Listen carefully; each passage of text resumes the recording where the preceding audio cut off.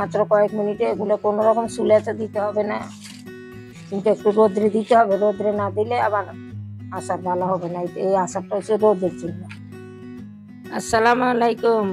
বাজারে গেছিলাম আমি, দেখি আম খুব সস্তা।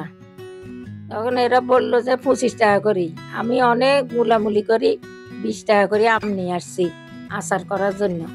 অনেকজনে তো কষ্ট, আচার বানানোর কষ্টে আচার বানাইতে চায় না। আপনারা আমার রেসিপিটা দেখবেন, সহজভাবে আপনারা আচারটা বানাইতে পারবেন। এখন আমি আচার বানানোর জন্য প্রথমে আম ছিলি নিতে আসি।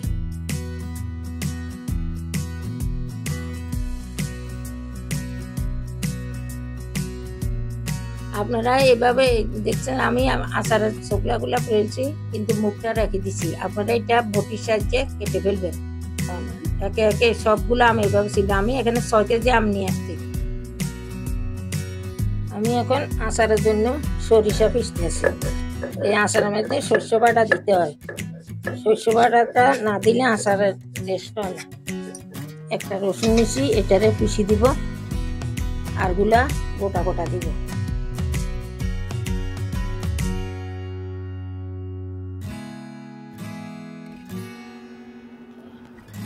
এখন আমগুলা আমি ধুয়ে আনছি। এইভাবে করে আপনারাও ধুইলে ময়লা টয়লা সব চলে যাবে। এখন আমি টুকরা করবো আমগুলা। আমি আমগুলা এভাবে এই বটি পালাই দিই, আমগুলার এইভাবে টুকরা করবো। বিসমিল্লাহ রহমানির রহিম।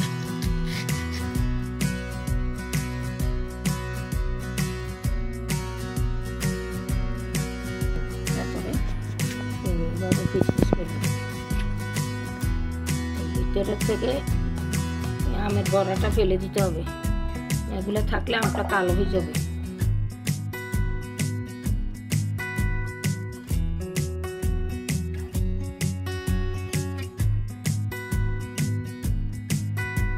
আম ছিলছে আমার ছোট বই, আর এখন রসুন ছিলতে আছে আমার ছেলে, আর আম করতে আছি আমি। আমরা সবাই মিলে কাজ করতে আছি, সবাই মিলে আচার বানাতেছি। বিখ্যাত কাশ্মীরি আচার। সবাই মিলে একগুলো তো পারে না, সবাই সহযোগিতা করলে ভালো হয় আর কি। সবাই মিলে করলে এটা স্পেশাল আচার হবে। স্পেশাল আচার। আর আমার ওনারা আগের মতো শক্তি আছে নি একা একা করার।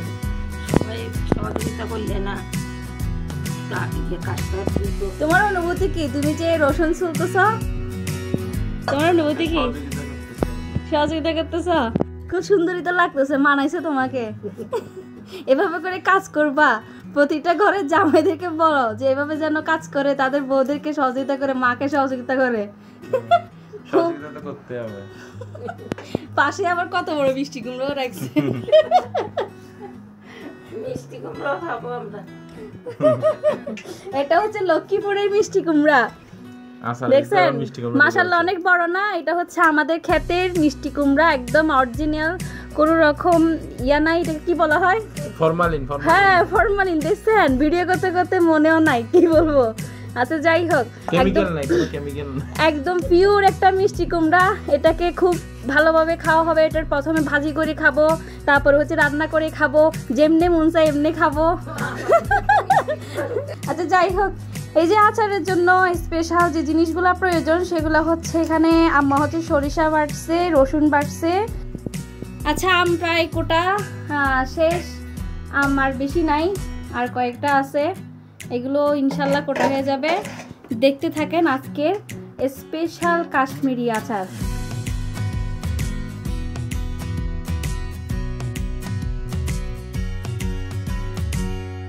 প্রথমে লবণ দিব, আচারের মধ্যে লবণ দিতে আছে, পরিমাণ মতো লবণ দিতে হবে। আম 6 কেজি আম তো, 6 কেজি আমের মধ্যে লবণ। তারপরে দিব আমি একটু রসুন বাটা, তারপরে সরিষা বাটা, তারপরে দিব আমি গোটা রসুন, পরিমাণ মতো চিনি দিব।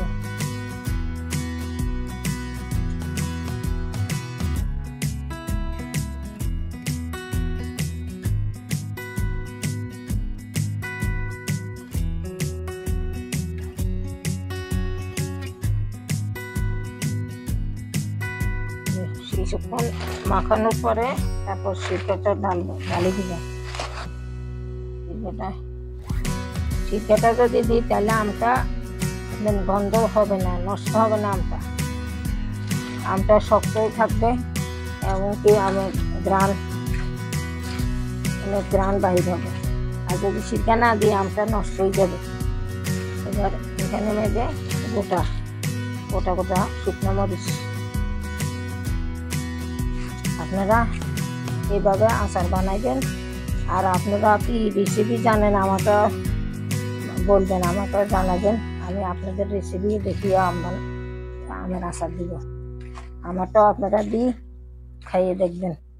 কত সহজ না, একদম সহজ, কোনো রকম কোনো ঝামেলা নাই। এগুলো মাত্র কয়েক মিনিটে, এগুলো কোনো রকম চুলাতে দিতে হবে না, কিন্তু একটু রোদ্রে দিতে হবে। রোদ্রে না দিলে আবার আচার ভালো হবে না। এই আচারটা হচ্ছে রোদের জন্য। রোদ্রে দিলে আচারটা ভালো হবে। যত রোদ্রে দিবেন তত ভালো। কিন্তু 2 দিন খালিতে 2 দিন দিবেন, আচারটা একটু নরম হইবে, আমটা একটু নরম হইবে, মাখা হয়ে যাবে। তারপর বয়মে ঢুকে সরিষার তেল দিয়ে দিবেন পুরাই বয়ম ভর্তি করে। আমটা দেখতে এখন এরকম রোদ্রে শুকানোর পরে কি কালার হয় বা বয়মে ঢুকানোর সময় কি কালার দেয়, আপনারা যদি দেখতে চান তাহলে আমার সাথে থাকবেন, ফলো দিবেন, আমার মোবাইল ফলো দিয়ে অন্যদেরকেও দেখার সুযোগ করাই দিবেন। আর আপনারাও দেখবেন। আর আমার ভিডিওতে লাইক, কমেন্ট, শেয়ার করবেন এবং অন্যদেরকে দেখার সুবিধা করে দিবেন। ধন্যবাদ সবাইকে। আল্লাহ হাফেজ।